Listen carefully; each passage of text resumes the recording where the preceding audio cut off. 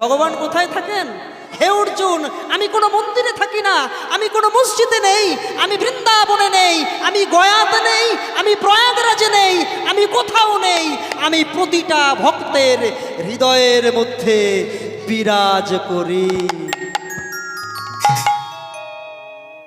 কিন্তু বলুন তো মা, কখনো ভগবানকে আমরা এই হৃদয়ের মধ্যে খুঁজতে পেরেছি?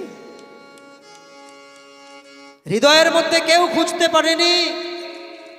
সবাই বৃন্দাবনের দিকে ছুটে গেলাম, পুরীতে ছুটে গেলাম, নবদ্বীপে ছুটে গেলাম, কিন্তু কখনো আমার এই হৃদ মাঝারে তাকে একটি বারের জন্য খুঁজে দেখলাম না। তাই রবি ঠাকুর বলেছে না, আমার হিয়ার মাঝে লুকিয়েছিলে ওগো দয়াময়, দেখতে তোমায় পাই,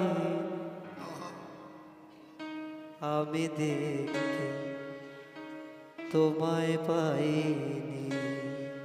আমার হিয়ার মাঝে লুকিয়েছিলে, দেখতে তোমায় পাইনি, আমি দেখতে তোমায় পাইনি।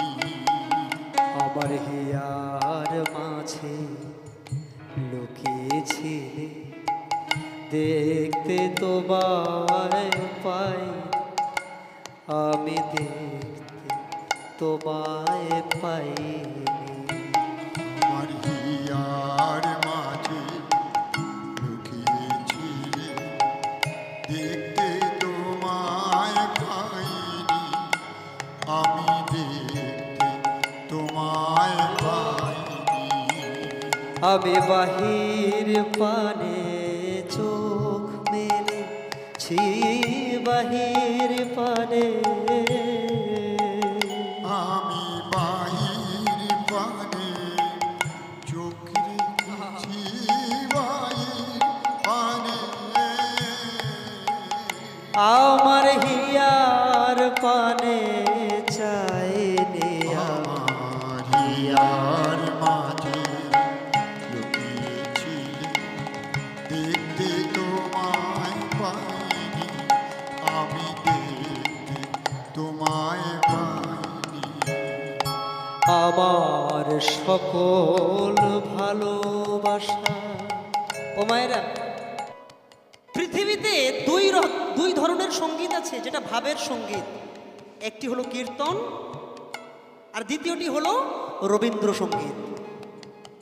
এই দুটো সঙ্গীত এত ভাবের সঙ্গীত, একেবারে হৃদয় দিয়ে ফিল না করলে, অনুভব না করলে এই দুটো সঙ্গীতকে বোঝা যাবে না।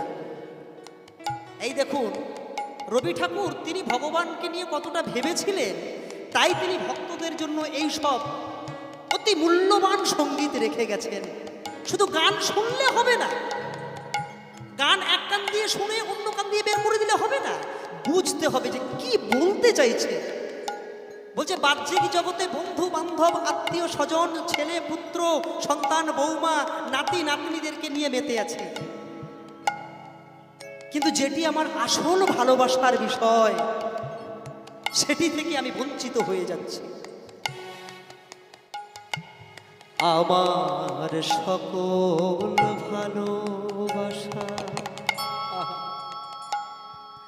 সকল আঘাত, সকল আশায় আমার সকল ভালোবাসা, সকল আঘাত, সকল আশা আমার। তুমি ছিলে আমার মাঝে, তোমার মাঝে যায়নি। আমার হিয়ার মাঝে লুকিয়েছিলে, উলুধ্বনি মায়েরা, নেতাই গৌর হরিবল হরিবল। আমি দেখতে তোমায় পাইনি, আমার হিয়ার মাঝে লুকিয়েছিলে, দেখতে তোমায় পাইনি, আমি দেখতে তোমায় পাইনি। আমার হিয়ার মাঝে লুকিয়েছিলে দয়াময়, দেখতে আমি পাইনি। আমি বাহির পানে চোখ মেলেছি, আমার হিয়ার মাঝে চাইনি। কি সুন্দর কথা,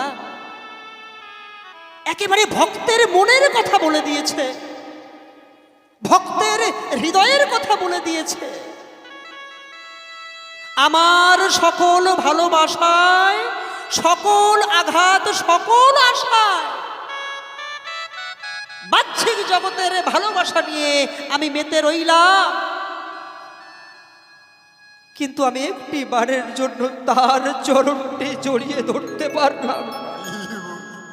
একটি বারের জন্য আমি তার চরণটি বক্ষে জড়িয়ে ধরতে পারলাম না। ও মায়েরা, শ্যামানন্দ পেয়েছিল যুগল চরণ, সে তো মানুষ। আপনাদের মেদিনীপুরে বাড়ি, যারা ভগবানকে পেয়েছে, ভগবানের চরণকে পেয়েছে, তারা এমন কি করেছিল যে তারা ভগবানকে পেল? আমরাও তো মানুষ, আমরা কেন ভগবানকে পাচ্ছি না?